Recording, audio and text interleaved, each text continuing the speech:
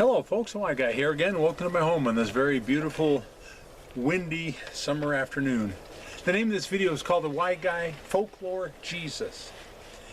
You know, every movie that I've ever seen throughout my lifetime portrays Jesus as a tall, long-haired, good-looking young white man who rarely smiles.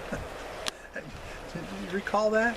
You know, some pictures make him out to look more like an undernourished white hippie with sad eyes, looking as if the poor man was looking for his next fix.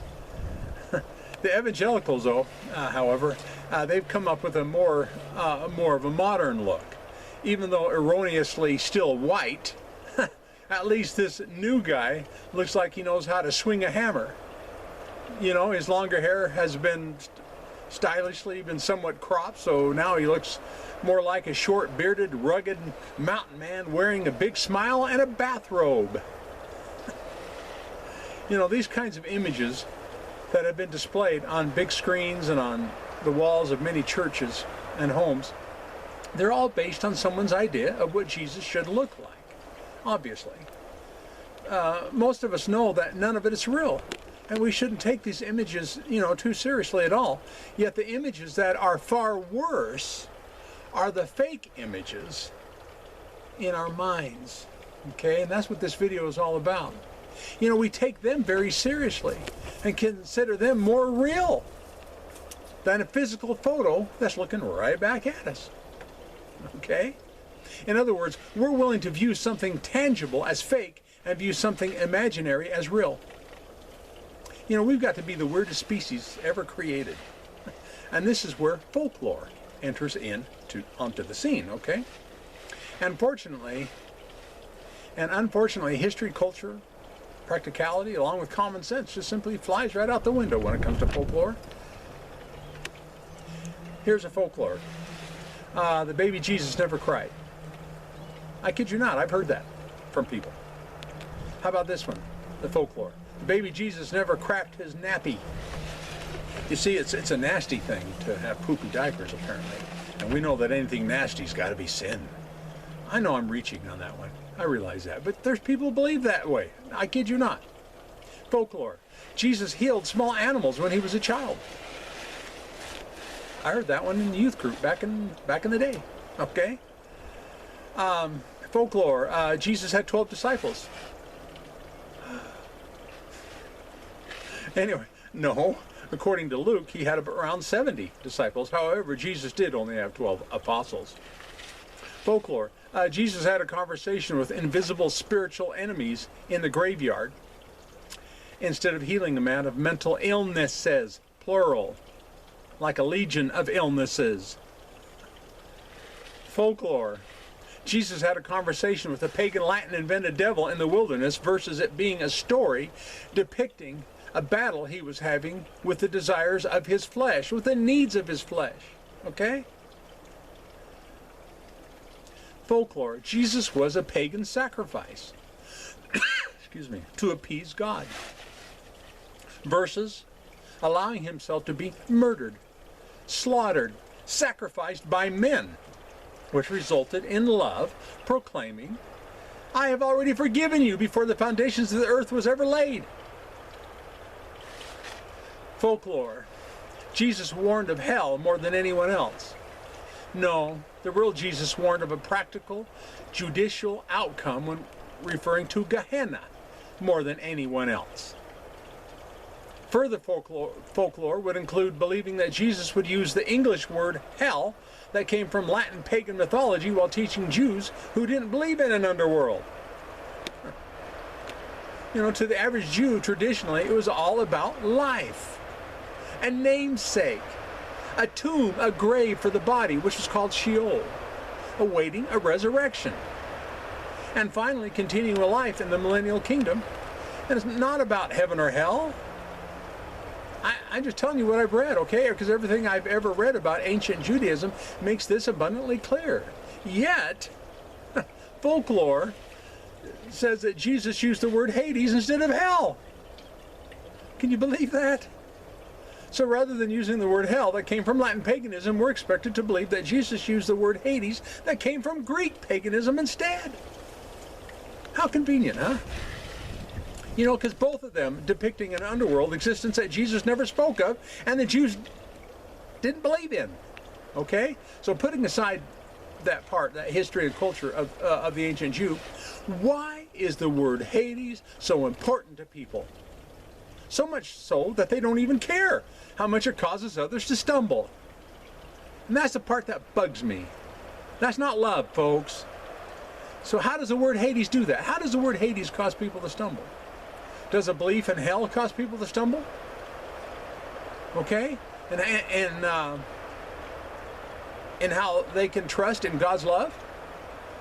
I mean, I sure couldn't totally put my total trust in God's love and believe in hell. I was putting my trust in me and my willingness to believe, not in God or His love. But then, of course, I would do that little Christian dance and make everyone think that, oh, I trust God. I totally trust God. Well, yeah, you trust God maybe with you, but you sure don't with anybody else.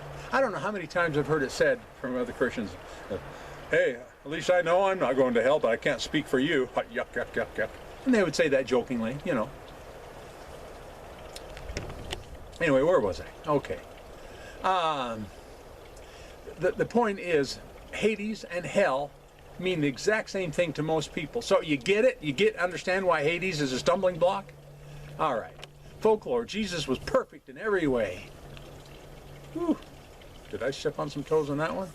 What does that mean exactly? I would say yes and no. Okay? Since the word perfect is relative to whomever is defining it. You know, I don't know the mind of God. So was Jesus considered perfect in God's eyes? I believe so. Okay? The issue I have is how Christian theology uses pagan rituals as a means to compare Jesus to an animal. Not just any animal, of course, but an unblemished lamb. You know, I was taught that only an unblemished lamb, that only an unblemished lamb was suitable and perfect enough for a sacrifice. Yet these barbaric practices also included bulls, sheep, goats, and doves that were anything but unblemished. Okay? We're talking about perfection here. So did Jesus have to be unblemished like a perfect lamb to be a worthy sacrifice? Can't you see? This is how religion does another one of those dances, okay? To justify a pagan practice. Using an unblemished lamb somehow makes the blood more pure and easier to appease God's anger. You know, the only thing that's pure about this kind of thinking is how it's describing pure paganism along with it being pure religious BS, in my opinion. You know, the word unblemished is probably referring to how Jesus was unblemished by sin, okay? Even though he hung out with sinners every day, yet never participated in their sinful acts. Does that sound about right? There's a problem with this folklore. Depending on which Christian you're talking to, even partaking in drinking wine is a sin, folks. I've heard that my whole life. From I think the Pentecostal folks, and I'm sure there's many more besides them. Of course, these folks have there's that word again, a dance. I'm not going to do that. I just did that. Okay. They have a dance that they perform called the unfermented wine theory. Yeah, right. Okay. How about this one? While sitting in church, you know, if a young woman that I wasn't married to came up to me and started washing my feet with her hair, I know of men who would crap their pants with envy, and those that didn't soil their britches, they would pass a judgment on my character, okay, accusing me of lust and or fornication in my mind. Of course they would. Simply put, Jesus sinned according to some Christians. All right? So in this context, doesn't that make sin a bit vague and relative? I'm sure that the man Jesus did a number of things that would be considered sinful by those who had their religious heads up their indoctrinated butts. As an example of someone with their religious heads up their butts, stinking thinking, in other words, the Pharisees accused Jesus of sinning because he healed someone on the Sabbath. Whoops. Wind, as usual. Got my notes down. Well, anyway, in closing this video, are we starting to understand what is meant by relative, you know, when describing sin, when I use the word relative? Okay? You know, I've just given 3 examples of how Jesus sinned according to some, the standards that some use on us today, okay? However, it might be best to focus on the sin that Jesus was not guilty of. Yet all the rest of humanity is, okay? Jesus never missed the mark of knowing who he was, in that he and the Father are one. And folks, I believe Jesus' prayer when he said, Father, may they be one. Yes, context, some will say, well, he's just talking about the disciples. Okay, yeah, those special 11. Of course, Judas wasn't part of that. The special 11, I'm being sarcastic about the Judas part, okay? Anyway, those special 11 disciples, that's all that Jesus wanted God to be one with. But he did say, and those that follow them. That's us, folks. Okay? That is the thing that we all fall short of. Not realizing who we are in God, and I am equally, I guess, guilty. Best word to use. I understand. Anyway, look me up on Facebook under a group called the Y Guy Group. And I have that's a private group. I have an open public timeline under the name of John Anthony Jones. Consider give me a thumbs up if you've liked what you heard. If not, then give me a thumbs down. And if you're going to leave a comment that is in total disagreement with me, which is fine, you know, please be polite with your comments so I don't have to delete it. And let me see what else. I'm going to scroll down in the Show Me More section. I'd like to leave links to where on Amazon, where I've published 3 books. Okay? So, thank you for hearing.